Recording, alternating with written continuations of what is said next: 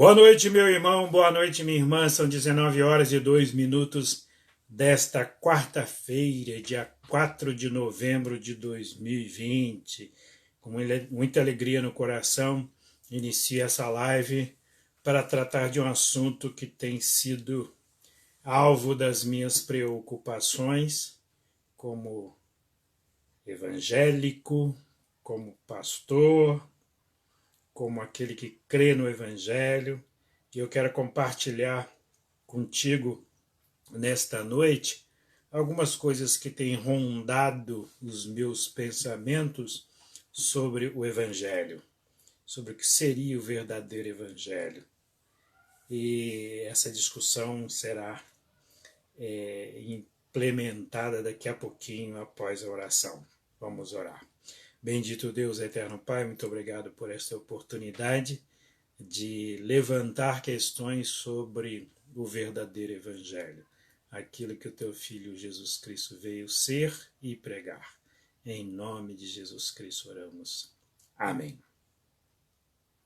Meu prezado irmão, e para orientar esta nossa discussão, esta nossa reflexão, eu quero ler a palavra do apóstolo Paulo, as palavras dele na carta aos Romanos, capítulo 1, versos 16 e 17, que dizem assim: Pois não me envergonho do Evangelho, pois é o poder de Deus para a salvação de todo aquele que crê, primeiro do judeu e também do grego, visto que a justiça de Deus se revela no Evangelho de fé em fé, como está escrito, o justo viverá por fé.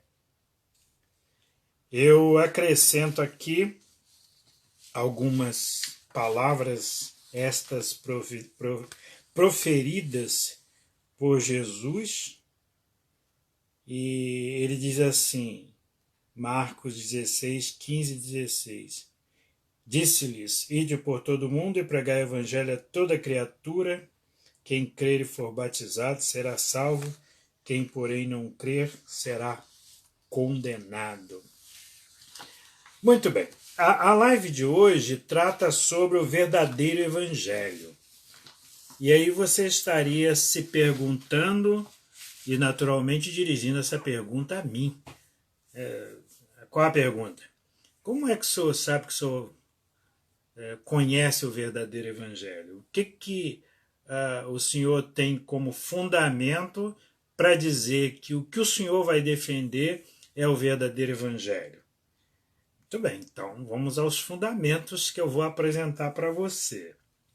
Eu apresentei essa palavra de Paulo na carta aos Romanos, em que Paulo diz assim, eu não me envergonho do evangelho porque ele é o poder de Deus para a salvação de todo aquele que crê, primeiro do judeu, depois do grego, como está escrito, a justiça de Deus se revela de fé em fé, porque o justo viverá por fé.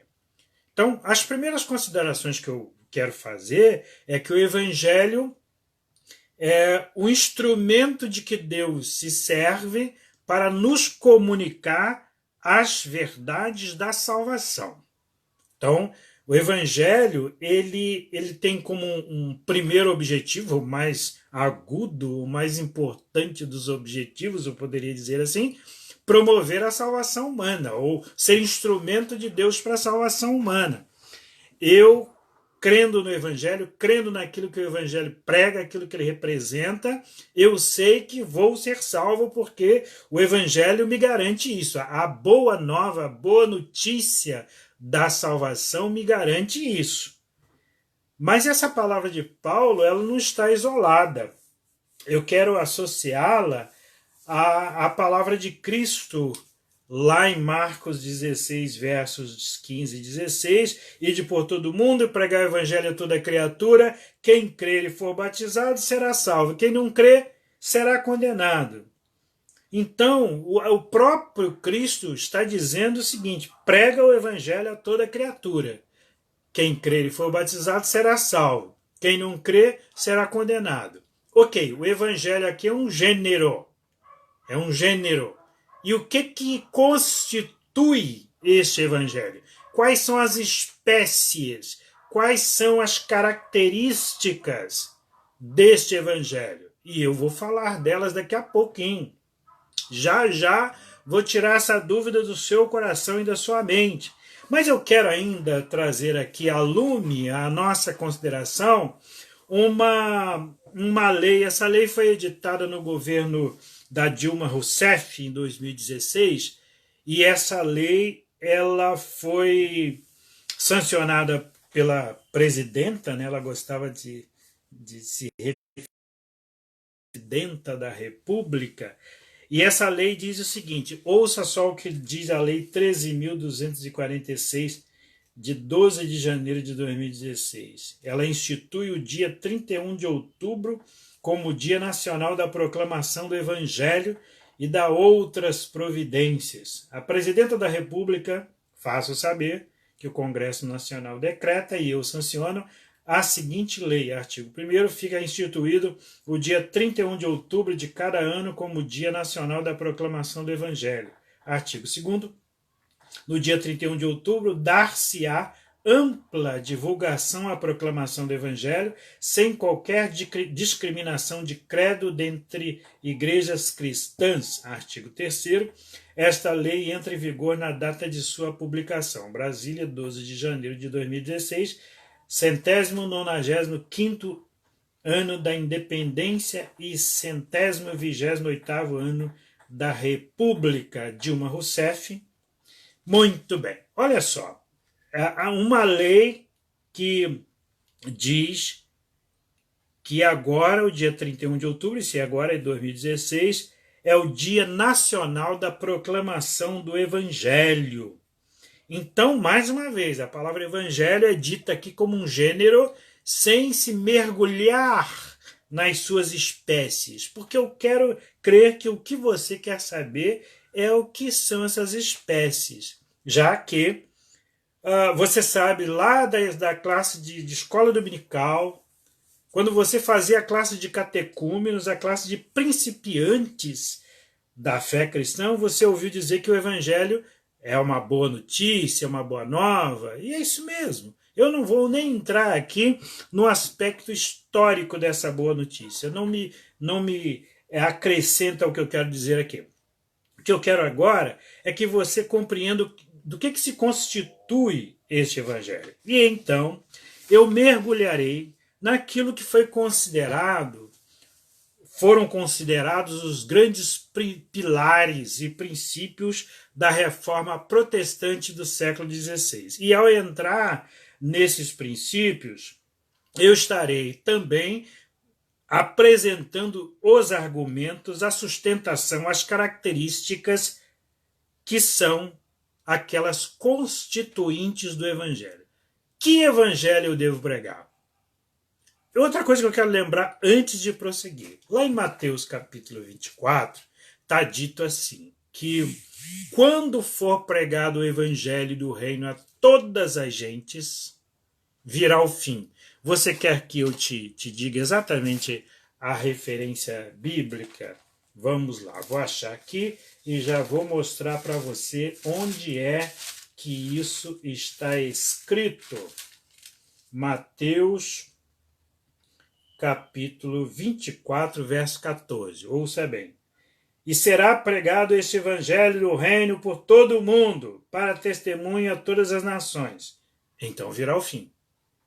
O que significa dizer que antes do evangelho ser pregado a todas as nações, para testemunho de todas as nações, o fim não virá. Você conclui comigo que o fim não virá? Porque o próprio Cristo está dizendo, e será pregado este evangelho do reino a todas as nações, para testemunho de todas as nações, então virá o fim. O fim virá quando o evangelho for pregado. Eu não disse que o fim virá quando todas as pessoas aceitarem as verdades do evangelho e receberem a Cristo como Salvador. Eu não disse isso, e nem a Escritura está a dizer também. Ela disse que quando o evangelho for pregado, eu posso pregar e o camarada dizer assim, eu não quero saber disso, não quero saber do evangelho. Agora mesmo eu estou pregando o evangelho. E é possível que haja pessoas que estejam me vendo que dizem assim, eu não quero saber disso, eu não quero saber disso. E quando alguém diz eu não quero saber disso, Evidentemente que ele não acolhe as palavras de salvação. Ele não acolhe. Ele faz uma resistência, evidentemente que quem crê na ação imperativa do Espírito Santo, irresistível do Espírito Santo, a graça irresistível, sabe que ele não vai poder resistir por muito tempo. Se ele é um eleito de Deus, no momento próprio, ele vai ser chamado à salvação e vai receber essa salvação. Isso eu sei, todos sabemos disso. Todos os reformados sabem disso. Mas que evangelho é esse que, uma vez pregado, ele desencadeará a volta de Cristo? É qualquer evangelho? É isso que nós estamos a ver aí? São essas coisas que nós estamos ouvindo e vendo a todo momento serem ditas pela televisão, pelo rádio, em todos os meios de comunicação? É isso aí que nós podemos acolher como evangelho? Então vamos lá pensar o que os reformados pensaram ser o evangelho.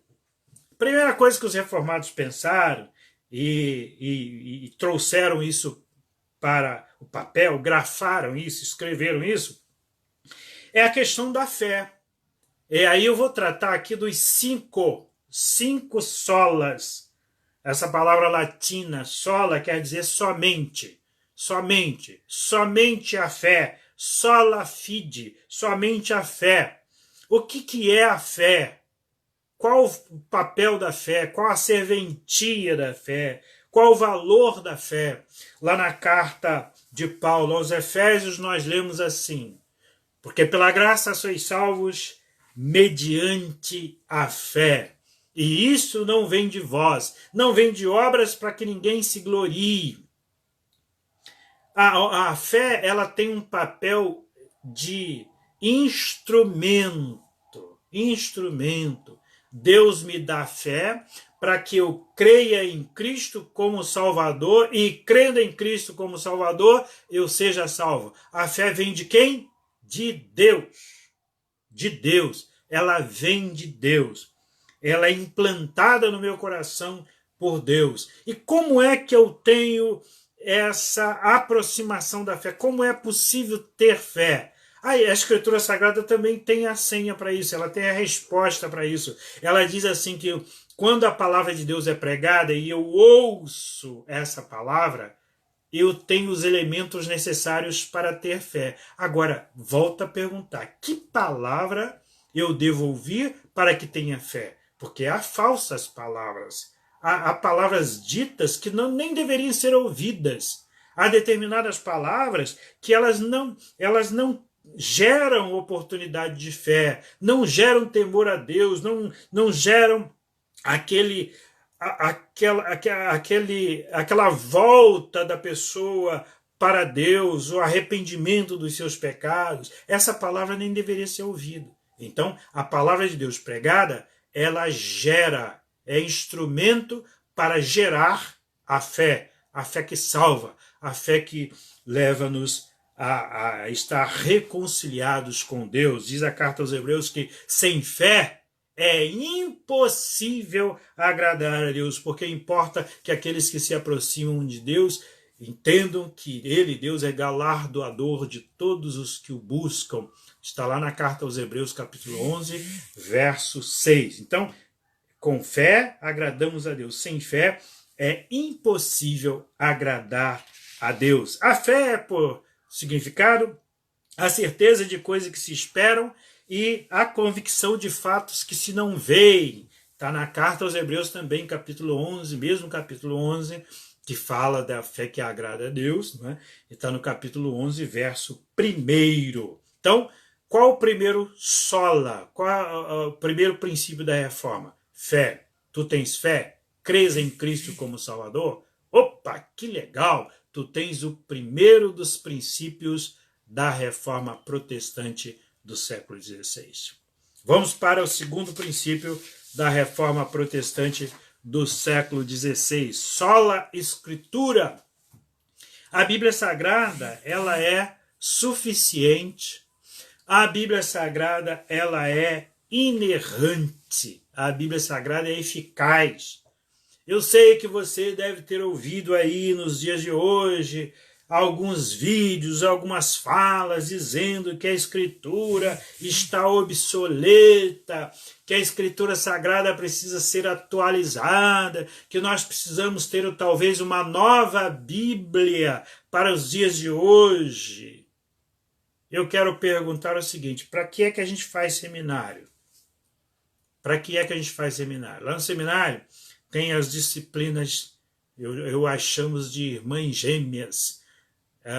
Tem a exegese e tem a hermenêutica. São duas irmãzinhas que sempre andam juntas. Essas irmãs chamadas exegese e hermenêuticas são disciplinas.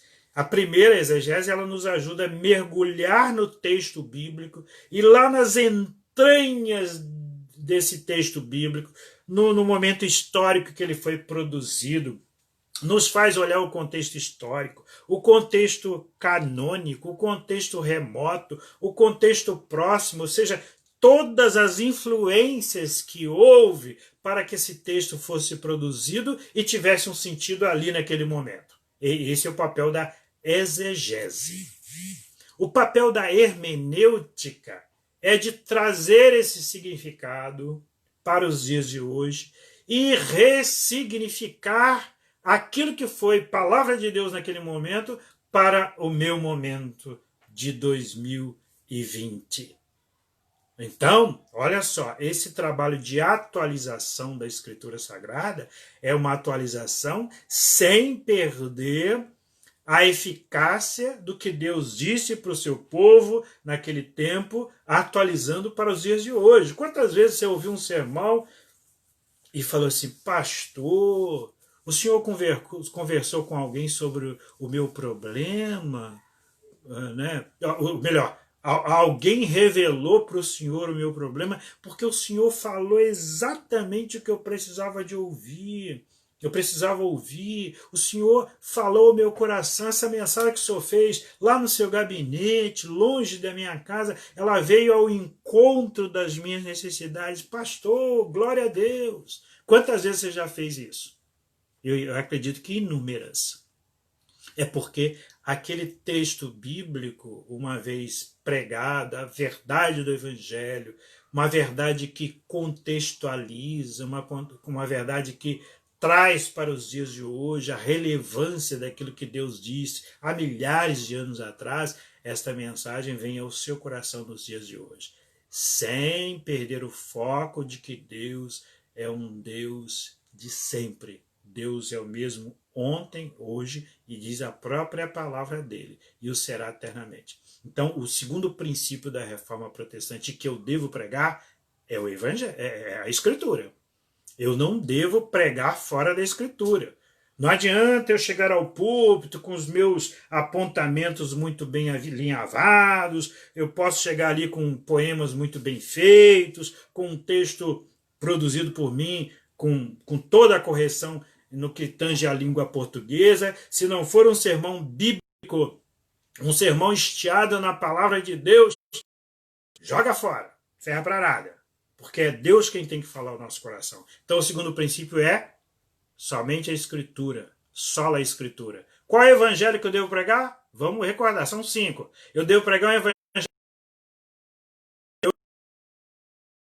da Escritura como princípio em que eu devo basear a minha vida, os meus sermões.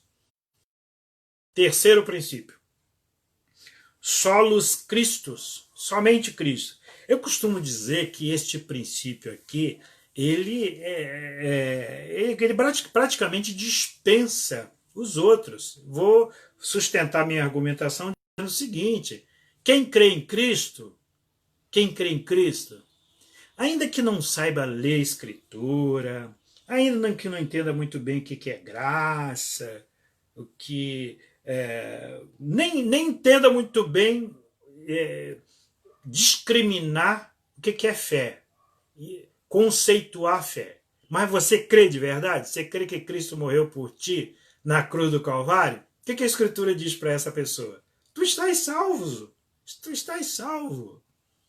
Quem crê em Cristo está salvo. Não tem conversa, não tem meio termo, porque Ele morreu por ti e por mim. É a Escritura pura isso. Então, solos Cristo, somente Cristo, só Cristo é capaz de fazer a mediação entre mim e Deus, entre Deus e eu. Deus desceu do céu. Deus desceu do céu, veio à terra, aqui na pessoa do seu filho, nasceu de uma mulher, a Virgem Maria, ficou aqui durante 33 anos aproximadamente junto a nós, o Deus conosco, e foi assunto aos céus. Só Cristo, Cristo e somente Cristo. Não precisa dizer muita coisa além disso, não. Quem crê em Cristo tem a vida eterna. Outro princípio que vem depois dos solos Christus é sola gratia. Sola gratia. Somente a graça. A graça é conceituada como um favor imerecido. Conhece a graça como um favor imerecido. A pergunta é: quem é que fez esse favor? Posso dizer que Deus fez, não é? Ou que Cristo fez por mim e por ti. É imerecido por quem? Por mim. Mas houve um mérito de quem? Dele.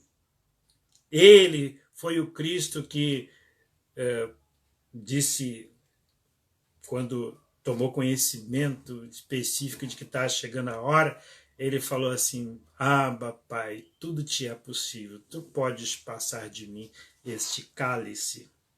Contudo, Pai, não seja feita a minha, mas sim a tua vontade. E os céus se aquietaram. O Deus Pai não respondeu positivamente. Pelo contrário, os céus demonstraram que era ele que tinha que passar por aquilo. A salvação teria um preço, teria um merecimento. Se a salvação fosse para Cristo, ele teria feito o que tinha que fazer, morrer na cruz. Mas não era ele que precisava ser salvo. Éramos nós, somos nós.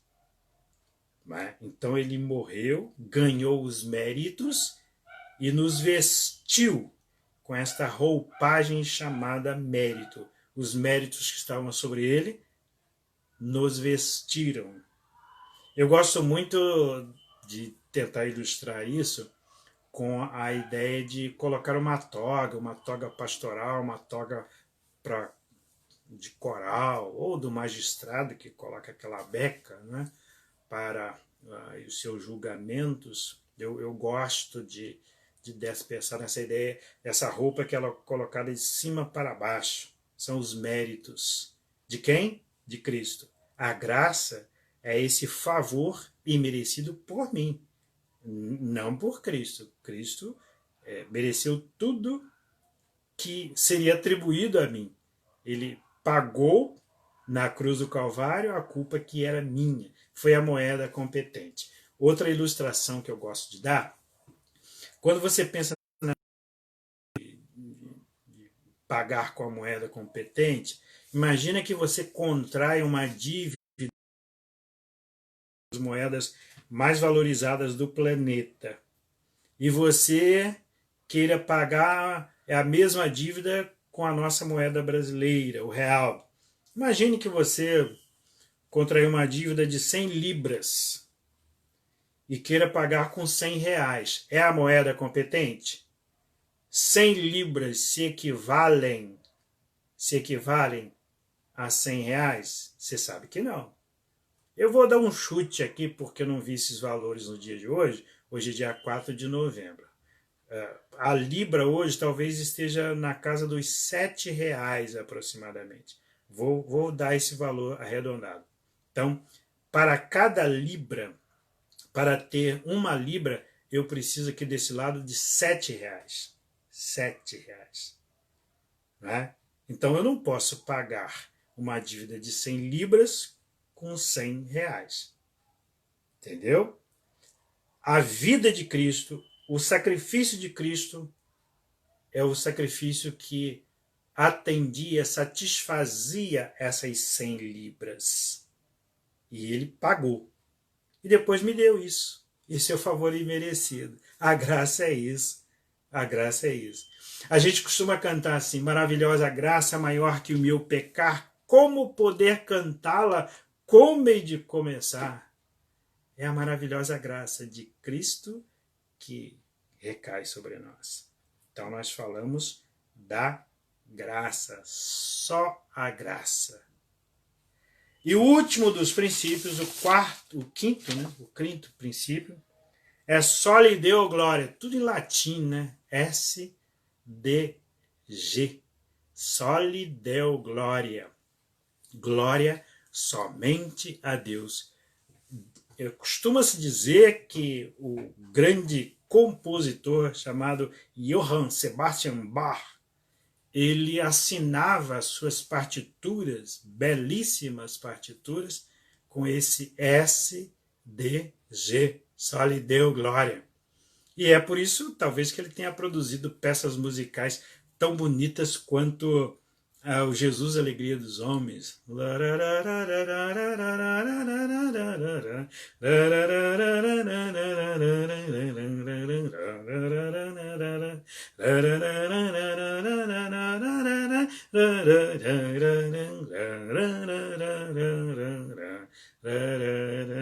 Você não esperava me ver cantar hoje, né? Mas quando se pensa em Johann Sebastian Bach, a gente tem que fazer alguma coisa diferente. Somente a Deus a glória. Glória somente a Deus. Esse é o quinto princípio da Reforma Protestante, que consagrou o seguinte: de Deus vêm todas as graças que nos são bastantes, que nos são suficientes. De Deus vem tudo de que precisamos para uma vida alegre, feliz aqui na terra e para termos o nosso passaporte para o céu. Então a glória não é humana, a glória é divina. Foi Deus quem fez tudo para que nós obtivéssemos uma vida alegre, feliz, direito à vida eterna pelos méritos de Cristo. Então a glória deve ser tributada somente a Deus. Soli Deo glória. Glória somente a Deus. Vamos recordar quais são os princípios? Fé, só vou falar as palavras-chave. Fé, Escritura, Cristo, graça, glória. Que assim Deus abençoe você. Na próxima semana, cá estaremos de novo, estudando a Bíblia Sagrada, se Deus permitir. Chegou a hora dos acenos, chegou a hora de saudar quem está conosco nesta hora. Meu querido amigo pastor Sandro Luiz, que bom vê-lo, meu caro. Lembra dos tempos de seminário? Deus te abençoe. Marcos e Thaís Abreu. Ô Marcos, como é que está essa vida, meu jovem pastor? Tudo bem, tranquilo? Tudo bem? Dalva Amaral, como vai, Dalva? Que satisfação revê-la por aqui. Vamos ver mais. Isabel Cristina Abrantes. Ô Isabel, dá um abraço aí no Gilberto e toda essa família distinta. Adilmar da Silva Mota, ô grande Adilmar, abraço na Tânia, Deus abençoe. Manuel Correia Nadim, nosso assistente de todas as semanas, que Deus te abençoe, meu caro Manuel Nadim. Esther Joaquim, ô dona Esther, como vai a senhora? Deus abençoe a sua vida e guarde seu coração. Miguel Borges, meu caríssimo irmão, Deus abençoe, meu jovem, Deus guarde seu coração. Vânia Falcão, tá tudo bem, Vânia? Quanto tempo, menina, Deus abençoe a sua vida e seu coração. Diva do Carmo, Deus te abençoe, Diva, um abraço forte.